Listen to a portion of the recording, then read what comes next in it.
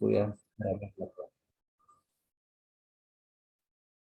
Bien, como iniciamos la grabación, nuevamente saludarles muy cordialmente en este 23 de julio, Día de la Amistad. Somos colegas, somos amigos porque la educación nos une, ¿verdad? En este objetivo de atender a las nuevas generaciones. Entonces, un abrazo virtual a todos ustedes a la distancia, en donde quiera que se encuentren, que Dios los bendiga mucho. Es el Día de la Amistad, el día en el que nosotros como colegas maestros tenemos que sentirnos todos amigos, ¿verdad?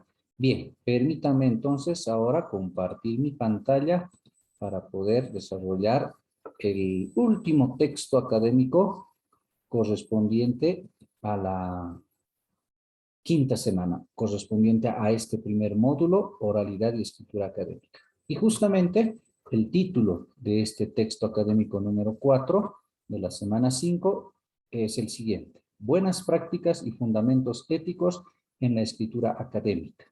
Buenas prácticas es lo que debemos demostrar como profesionales, ¿verdad? Fundamentos éticos en la escritura académica tiene que ver con esas buenas prácticas, respetar el trabajo de otros, de nuestros colegas, de nuestros antecesores, de grandes científicos, de grandes filósofos, maestros, psicólogos, comunicadores sociales, filósofos, de todo, ¿no? Realmente personas que han aportado al conocimiento humano.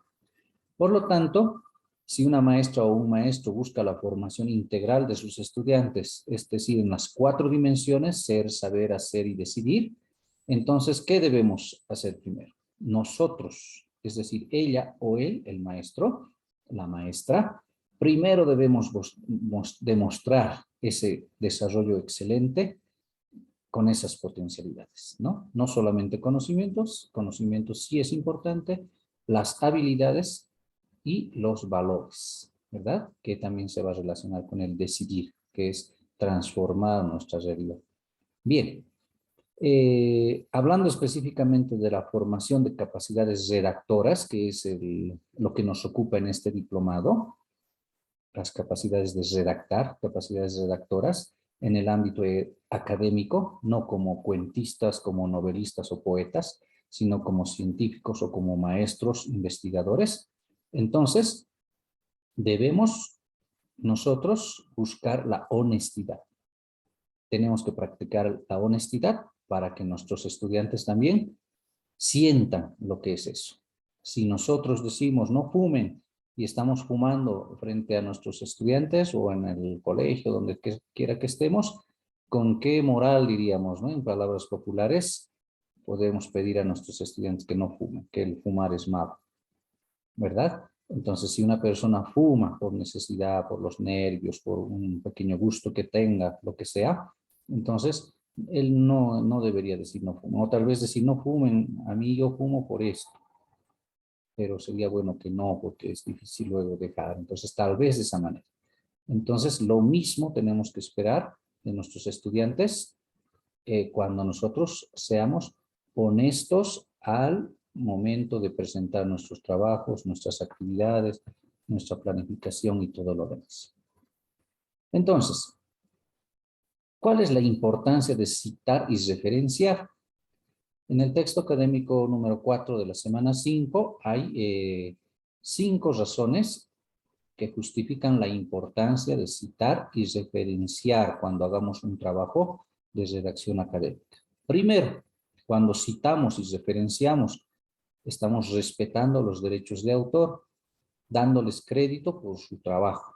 Es decir, no estamos robando las ideas de otros, ¿verdad? Estamos respetando, dando crédito.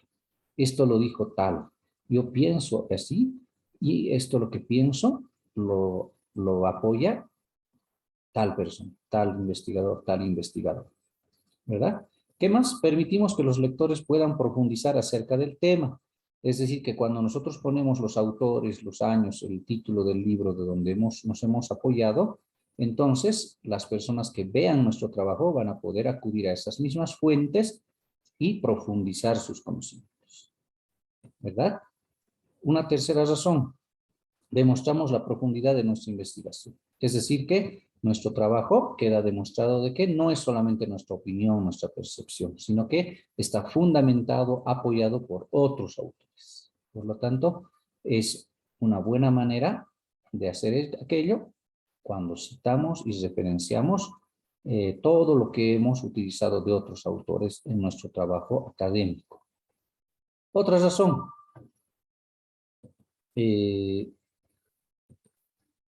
Están ingresando, mil disculpas. Vamos a poner admitir a todos. Ya. Entonces, otra razón para citar y referenciar los trabajos que hemos utilizado para nuestra investigación o nuestro trabajo académico, el que sea, es uniformar la presentación escrita para facilitar la lectura. Entonces, cuando hacemos estos trabajos, tenemos ciertos lineamientos que nos van a permitir uniformar nuestras presentaciones, ¿verdad? Enseguida vamos a hablar de APA y otras instancias que nos permiten, pues, uniformar nuestros trabajos para que sean en tanto internacionales incluso, ¿verdad? Bien, y compartir conocimientos y formar parte de los productores de conocimientos. Bien, y la última razón que se destaca en el texto académico, número 4, es que evitamos caer en el plagio, y el plagio es un delito, ¿verdad? El autoplagio y el ciberplagio. Hay que tener mucho cuidado porque incluso en las universidades estatales o autónomas, universidades privadas, generalmente cuando hay concursos de méritos, si un docente ha presentado algún libro como propio y no ha sabido respetar al autor al que se ha referido, entonces hay juicios, ¿verdad? Incluso pueden perder su empleo o han perdido su empleo. Yo soy testigo de varios casos en los que un docente acusa a otro porque dice, en tu libro he encontrado plagio. Entonces hay que tener mucho cuidado con eso. Bien. Entonces, para el sistema de citas y referencias bibliográficas, la Universidad Pedagógica ha adoptado, ha aceptado, ha acordado utilizar APA. ¿Y qué significa APA? American Psychological Association, que sería como Asociación Americana de Psicología, que nació en el año 1929, ya va a cumplir un siglo de existencia, en la que un grupo de psicólogos y antropólogos se reunieron para poder normar los trabajos académicos, para que no sean todos a lo que quieran, ¿verdad? Una competencia, decir quién lo ha hecho más bonito, mejor presentable, todo aquello. No, para evitar esto, este grupo de antropólogos y psicólogos crearon esta Asociación Americana de Psicología, ¿verdad? Conocida como APA. No es la única. Existe la MLA, Modern Language Association, Harvard, Chicago, Vancouver y otras, que seguramente vienen de Europa, las demás, ¿verdad? Incluso de Latinoamérica. Pero la más conocida, o una de las más conocidas, es APA. Simplemente, ¿qué es APA? Algunos podríamos decir, pero APA, si queremos utilizamos, si queremos no. No, tenemos que utilizar. La Universidad Pedagógica, como ya les dije, ya adoptó este sistema para poder citar y referenciar y poder desarrollar trabajos. Entonces, ya no es una opción, sino que eso es una obligación. Si ustedes van a otra universidad, pertenecen a otra universidad, es posible que utilicen también APA, utilicen Chicago, Vancouver u otro sistema de citas o referencias o de programar o de elaborar trabajos académicos. Bien, vamos a ver en qué se diferencia referenciar y citar los trabajos en nuestra redacción. Por un lado, referenciar consiste en describir los documentos o fuentes consultados. Estas referencias con detalles completos como título, autor, año, página, subtítulo, editorial y todo aquello, edición, eso es referencia. Poner el libro, el autor, el año, la edición, incluso el número de páginas, ¿verdad? Entonces, estos detalles, como ustedes pueden recordar, están en la bibliografía. Las referencias bibliográficas son la bibliografía. Entonces, referenciar es colocar al final de nuestro trabajo todos los libros, todos los autores que hemos utilizado para redactar nuestro trabajo. Citar. Citar no es lo mismo que referenciar, aunque se complementan, ¿no? Por otro lado, citar consiste en emplear las ideas de otros autores y señalar dentro del texto los documentos o fuentes, pero sin muchos detalles. Es decir, que dentro del texto vamos a poner, dijo esto tal autor. Entre paréntesis, el apellido y el año de su libro. Nada más, sin más detalles. Este dato entre paréntesis, el apellido del autor más el año, va a estar detallado en las referencias o en la bibliografía, donde va a estar el apellido, el nombre, el año, el título, el subtítulo, la edición, ¿verdad? Número de páginas del libro de que hemos sacado esa cita textual. La cita textual es la copia fiel que hacemos en nuestros trabajos y los referenciamos entre paréntesis, ¿verdad? Con mayor detalle en la bibliografía. Es importante recordar que toda cita debe tener su referencia detallada en la bibliografía, ¿verdad? No podemos utilizar a nuestro antojo citas y después en la bibliografía no existan estas. Tienen que estar las citas textuales referenciadas en la bibliografía también. Ahí me salté un poco. Acá estamos. ¿Qué formas de citar existen? En el texto académico se saltaron esta parte, ¿no? Y nos piden como actividad número 1. Ustedes tienen que dar un ejemplo de cita textual directa, de una cita textual indirecta y de una cita textual parafraseada. Pero acá solamente en el texto hay 2, cita textual y la paráfrasis, ¿no? Vamos a ver la primera. Cita textual consiste en emplear las ideas de otros autores tal cual están en la fuente o documento original, es decir, una copia fiel, un fragmento. Extraemos un pedacito de un libro, un pedacito como copiar y pegar, entre comillas, y con el autor al final entre paréntesis, ¿verdad? Esa es la cita textual, copia fiel en nuestro trabajo, en medio de nuestro trabajo, ¿verdad? Entonces, a eso se refiere la cita textual, porque es como decir, literalmente lo dijo así, entre comillas, textualmente lo dijo así. Según APA, las citas textuales menores a 40 palabras van entre comillas, y aquellas citas textuales que utilizamos que son más largas, que tienen más de 40 palabras, ya no van entre comillas, van con una sangría, con un espacio. Esto se va a notar mucho mejor en el ejemplo que está a continuación. Estos ejemplos están extraídos, el primero de nuestro texto académico y el segundo de APA, ejemplos de APA, séptima edición, ¿verdad? En este primer párrafo extraído, este fragmento que está en la parte de arriba, ustedes pueden ver que está entre comillas la copia fiel que hemos extraído de un libro, ¿verdad? Y esta cita textual es la que no está explicada en el texto, se les escapó a los contenidistas de nuestra universidad. Lo que deberían colocar acá es que esta cita textual es cita indirecta, porque dice citado en Cortés 2019. Es decir, que un autor ha utilizado a otro autor y nosotros estamos reutilizando esta cita, ¿verdad? En muchos casos van a ver eso, ¿no? Tal cosa, copia fiel de un libro y dice citado por Cortés 2019. Es decir, que este autor ha citado a otros autores, que son Domínguez y Aroca. Entonces, vean, esta es la cita textual indirecta. A uno así tienen que enviar en la actividad número 1. Y otra cita textual directa es, entre comillas, es similar, tiene que tener menos de 40 palabras. Y aquí al ladito, entre paréntesis, Cortés 2019. Solamente el apellido y la página, y el año del libro, nada más. Esa sería la cita textual directa. La indirecta es esta, citado en o citado por tal autor en tal autor. ¿De acuerdo? Esa es la indirecta.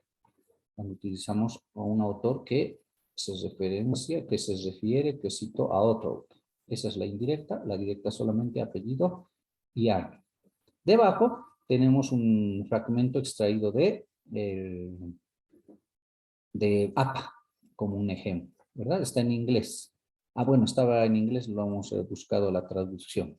Acá Como ustedes ven que tienen un fondo más o menos con un color celeste cielo que está al fondo de este texto. Como ustedes pueden ver, tiene una distancia del margen de 1.7 centímetros. 1 centímetro con 7 milímetros, ¿no? Acá está la diferencia. Ya no hay comillas al principio, comillas al final de la cita textual. Como son más de 40 palabras a la vista, aquí deben haber como 100 palabras. Toda esta cita, como es importante, la destacamos así. No es necesario pintar o subrayar, ¿no? Este espacio es el que determina de que es una cita textual de otro autor. Solo a la izquierda, no a la derecha. A la derecha está en el mismo margen, ¿verdad? No hay sangría a la izquierda, sangría a la derecha. Entonces, solamente a la izquierda para destacar que todo esto es una copia fiel de un autor. Y aquí está, ¿no? Freud, 1915, páginas de 50 a las 51.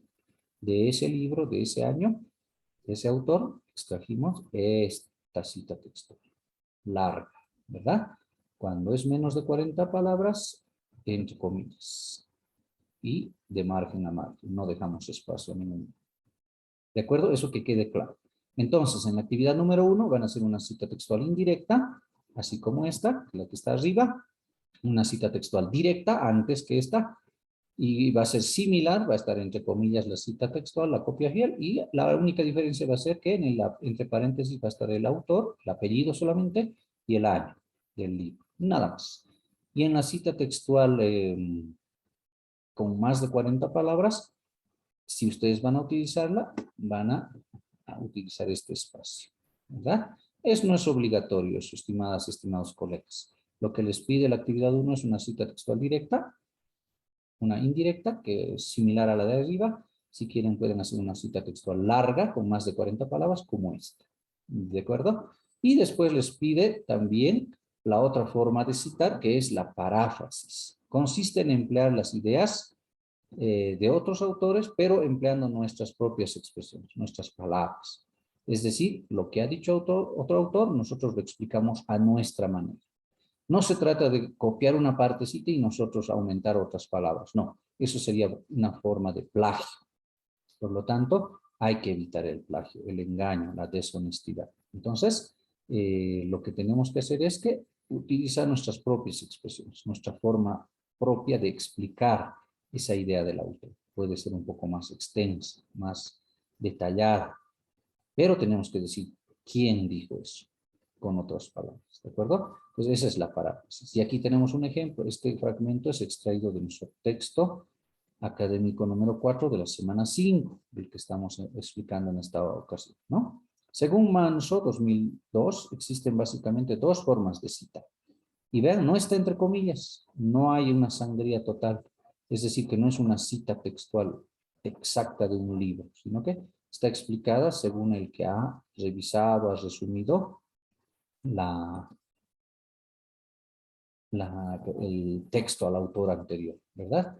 Entonces, como ustedes pueden ver, en palabras del contenidista, del que ha expresado el que ha desarrollado este texto, está explicado lo que dijeron Martín, citado en Manso 2020, ¿verdad? Según este autor.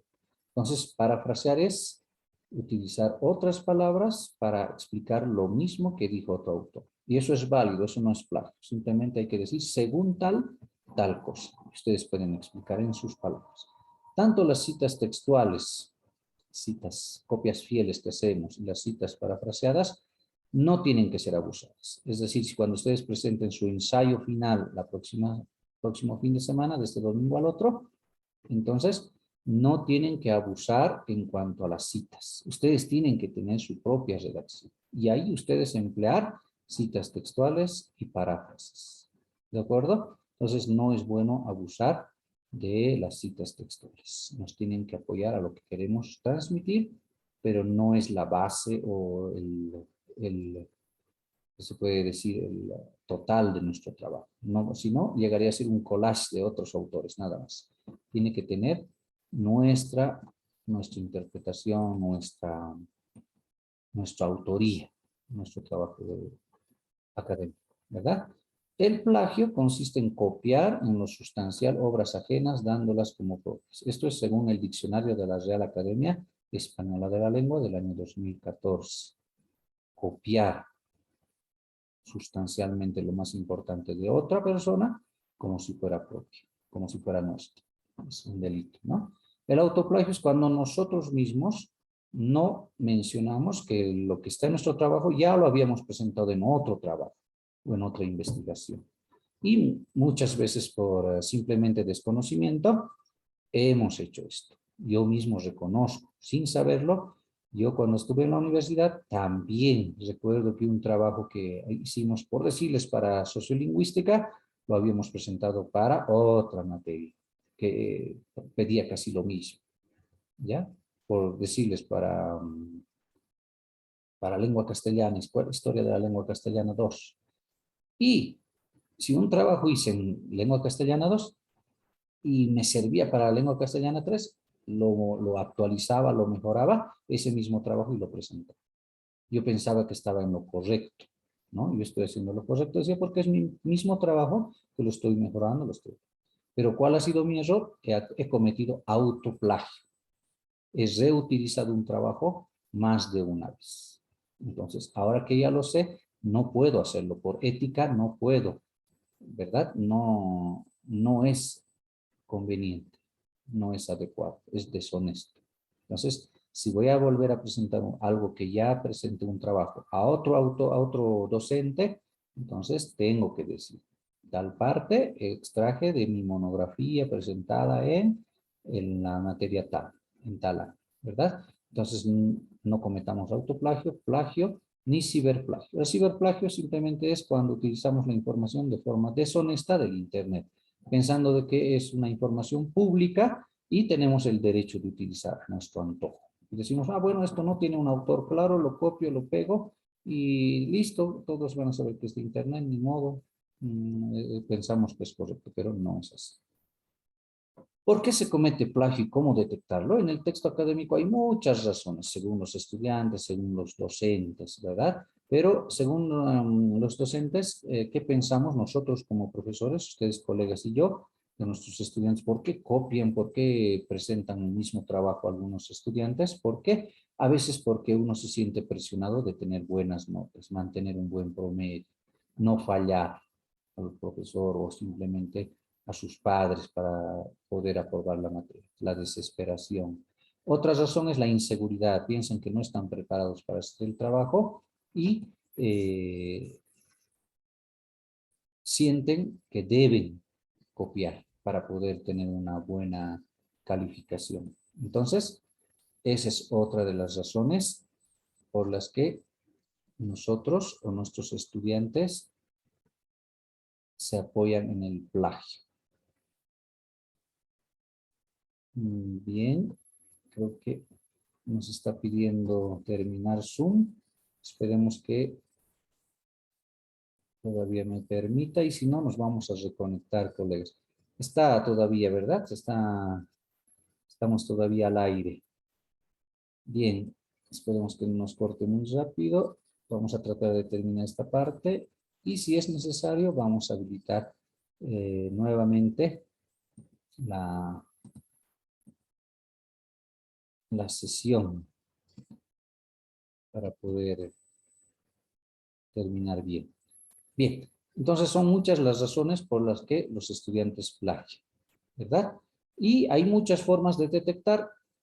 Cuando uno revisa, ustedes revisan, yo reviso los trabajos, es muy claro cuando vemos que la redacción cambia. Es una redacción propia del estudiante. Si es de tercero de secundaria, de quinto de primaria, ya sabemos más o menos cómo redactan. Hay casos excepcionales en los que son muy, muy buenas sus redacciones, ¿verdad? Pero no en todos los estudiantes. Entonces, clarito vamos a notar una redacción sencilla y de pronto una redacción excelente, ¿no?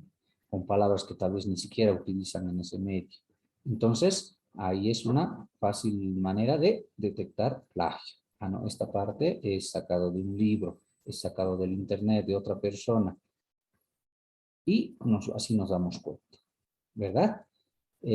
Otra razón para cometer plagio, otra forma de detectar el plagio es utilizando la tecnología, las TICs, ¿no? Nosotros copiamos y pegamos una parte del texto que sospechamos que es copia le ponemos, copiar, pegar en el buscador de Google y nos va a llevar al libro, al texto. Y vamos a saber, había sacado de este libro. Entonces, es una manera. Y hay servidores muy poderosos que nos permiten incluso ver cuánto de porcentaje de plagio hay en un trabajo académico, ¿verdad? Y justamente en el anterior diplomado de uso de la tecnología en elaboración de productos educativos, en la que yo fui también docente, en el trabajo final que hicieron un artículo científico, hemos utilizado el Turnitin, ¿no? Todos los estudiantes como ustedes, es como decir, estamos terminando el diplomado, tienen que subir su trabajo al Turnitin, que es un servidor, y el mismo servidor les dice tanto de porcentaje de plagio hay. Entonces, a esto se refiere el Turnitin y otros servidores, Plagium, Star, y hay una infinidad de servidores que nos ayudan a detectar el plagio. Bien, entonces, para terminar esta parte, antes que nos corte Zoom, la actividad 2, la actividad 1 ya les expliqué, son citas textuales. Una cita textual directa, un apellido y año del libro, de la cita o copia fiel que se está utilizando, una cita indirecta donde dice citado por otro autor que citó a otro autor, y un parafraseo. Ustedes en sus palabras explican lo que dice un autor diciendo según tal autor, ¿verdad? ¿Y sobre qué tema? Sobre el plagio. Tienen que buscar un documental, ya sea en YouTube o en cualquier otro servidor, algo sobre el plagio. Y en base a eso sacar citas textuales. 3 ejemplitos, nada más, así como les he mencionado. Entre comillas, directa, indirecta y una parafraseada en sus propias palabras, pero citando al autor. ¿De acuerdo? Eso. Y al final pueden utilizar también la referencia como una manera de pequeña bibliografía, poner el apellido, el apellido, el nombre del autor, el título, todo. ¿De acuerdo? La actividad 2 es esta. Tienen que luego de leer el texto académico número 4 de la semana 5, ahí abajito está en la plataforma la guía del producto académico de transformación, el PAT, el PAT, que es Producto Académico de Transformación. Ustedes, al final de este diplomado, después de los 5 módulos, ya estamos terminando el primer módulo la próxima semana, al terminar estos 5 módulos, para obtener su certificado, su diplomado en realidad, tienen que presentar un trabajo académico de transformación. Y en este primer módulo, tienen que iniciar ese trabajo, no esperar a terminar el diplomado y recién nosotros hacer el trabajo final del diplomado, sino que ya lo vamos a iniciar en este primer módulo. Y simplemente es el análisis de la práctica educativa. Ustedes tienen que llenar esta primera ficha que está en la plataforma, ficha 1, con los datos. Está fácil. Diplomado, ya sabemos qué diplomado estamos cursando, nombres, apellidos de ustedes, la especialidad, el lugar. Acá ya tienen que describir algún tema relacionado con el diplomado que están ustedes cursando. Tiene que ver con la escritura académica, de sus estudiantes, del entorno, de los colegas, ¿no? Ustedes verán a qué se van a dirigir. Y todos estos datos vemos. Y la ficha 2 es esta. Acá hay ejemplos. ¿A quiénes van a ustedes tomar en cuenta para su análisis y reflexión? A los estudiantes, al director, a los maestros y a los padres de familia. Si algunos de ustedes son directores, directoras, entonces van a tener que adaptar este cuadrito a sus intereses, ¿verdad? Ya no estará el director tal vez, o estará en un último plano, porque como directores ustedes van a hacer esta ficha, ¿no? ¿Qué herramientas van a utilizar con los estudiantes? Unos círculos de reflexión, o tal vez van a utilizar lluvia de ideas. ¿Qué herramientas para el director? Una encuesta, la escucha, ¿no? Escuchar qué dice, qué habla sobre la realidad educativa que tenemos, según el tema que hayan elegido ustedes. Los maestros podemos hacer una entrevista, a los padres de familia podemos hacer una encuesta y luego describir estas actividades. La fecha de la actividad y así. El mar quería venir, John. ¿Verdad? Ah, Muy bien. y el mar ya va a estar aquí. Eh, El lunes Colega quería venir. Marina, está su micrófono activado. Colega Marina. Muy bien, vamos a detener la grabación.